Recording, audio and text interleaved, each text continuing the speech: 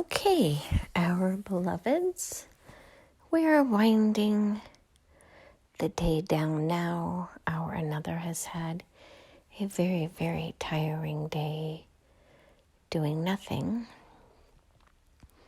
It is difficult some days to be where she is at, but she moves forward as best as she can in hopes that tomorrow will bring a better day. But we digress from your message tonight.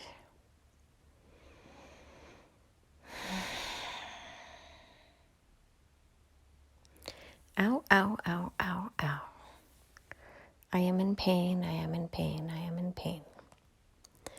When you get an owie of sorts, you focus on the pain, pain, pain, pain, pain, instead of the cause of the pain and the why of the pain. The cause is the obvious resulting consequence of pain from something. And the why of it is, why are you experiencing it? What is it here to teach you? Why are you going through this particular experience? How is it that your soul wishes to grow? Our another had such an experience tonight, and she was reminded by her friend to simply sit with it. To sit with it, to explore it, to feel it, and not to belittle the pain. It is real. It is sincere. It makes her sad. And her world falls apart at times when certain pains arise. So why do we share this with you? Because we want you to know that each of you will be able to share the advice that you know as a whole may sound right when you give it to somebody else and you are detached. But when you are in it yourselves, it's a little harder to be detached because it is you, your ego and your soul, that is struggling with this immediate life lesson where you are being called to feel as well as to process what you feel, to release it and replace it. And when you are stuck in the victim mindset or the anger response, the defensiveness, it's not going to get you to the why of it, only to the you outside of yourself. You are to blame. Now, this will obviously not get anyone anywhere. Even if the person outside of you is to blame, the bigger and more important question is, why is this coming up now? What are you to experience from this particular event? Why here? Why now? And we have shared on this a bit, and we wish to go into a different direction today that most of you don't think about. It is not your journey to become perfect. It is your journey to become broken so you can repair the breaks with gold, with glitter, with super glue that is amazingly loving and supportive to help your original structure to become stronger, more resilient, more beautiful. When you look at the Japanese bowls that are repaired with gold inlay between the broken shards, you will see the outline of the original bowl, but also this beautiful piece of work, a masterpiece. And that is what we are trying to get or to build out of each of you. You pretend so much that you haven't been broken in some way, haven't been hurt, haven't been traumatized by your parents, the schooling system, your friends, your family. You pretend that you are stoic and hard and resilient and can handle anything without breaking down. But by doing so, you're creating a false narrative for yourself as well as those around you. And this is so Piscean and so not Aquarian. We are now going to move you into this energy where it is okay to be weak. It is okay to be soft. It is okay to tremble. It is okay to cry. It is okay to completely break down and be institutionalized because you simply cannot handle it anymore.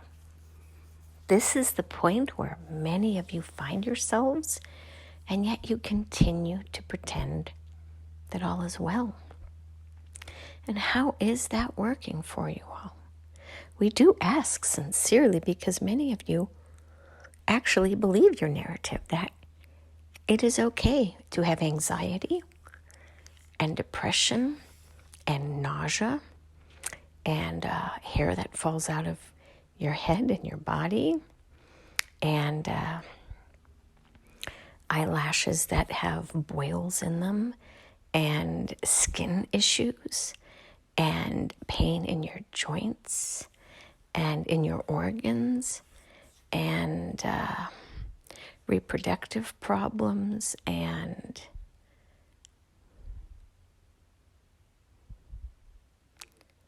creatine problems and blood problems and gum disease and nasal issues and eyesight that is failing you. You all see this somehow as just a natural aging process when it's really your body telling you, I am broken inside. Please pay attention. And instead you go to the doctor and you get one pharmaceutical and then another and another and another, which merely puts a Band-Aid on it, but you are no longer feeling the pain of that particular expression. So your body then is forced to find a bigger expression, a bigger one, and a bigger one, and a bigger one, until you finally have really no choice but to surrender. And it is not our path to get you there. It is your path. It is your soul that is choosing these experiences for you in order to get you to finally wake up and admit that it is okay to feel emotions and to express them and to share them and to let them guide you on who you wish to incorporate into your lives and why you wish to leave certain parts of the world and why you wish to be who you are. It's that simple. As you all begin to explore these pains, they will all lead you back to an underlying emotional state which wishes to be heard and seen. And when you are triggered by somebody in any circumstance, your emotions that bubble up are the canary in the coal mine. So instead of suppressing them, we encourage that you just sit with them and feel them and cry and let it just wash all over you.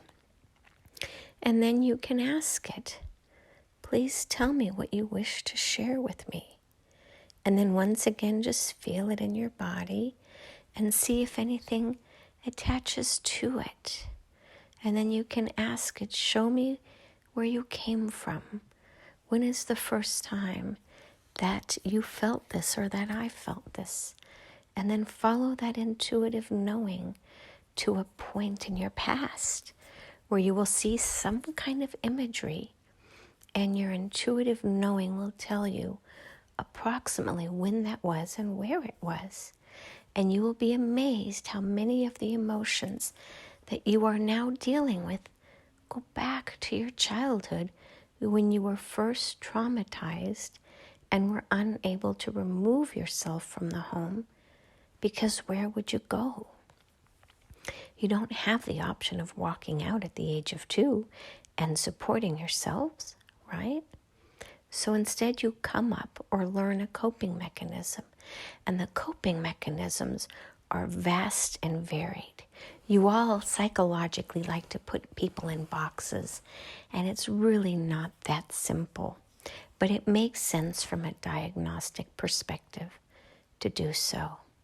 The more important point is how you can resolve or untie that original traumatic experience, thereby allowing the rest of it to dissolve. Now, keep in mind, every trauma experience is unique and distinct. And so if you lived in a household when you were young where you were traumatized, let's assume you were traumatized 100 times a day. Well, you realize it's going to take some time to work through those triggers. But when you start and just begin, after 365 days, for argument's sake, you would have resolved 365 if you attacked and attached to one every single day.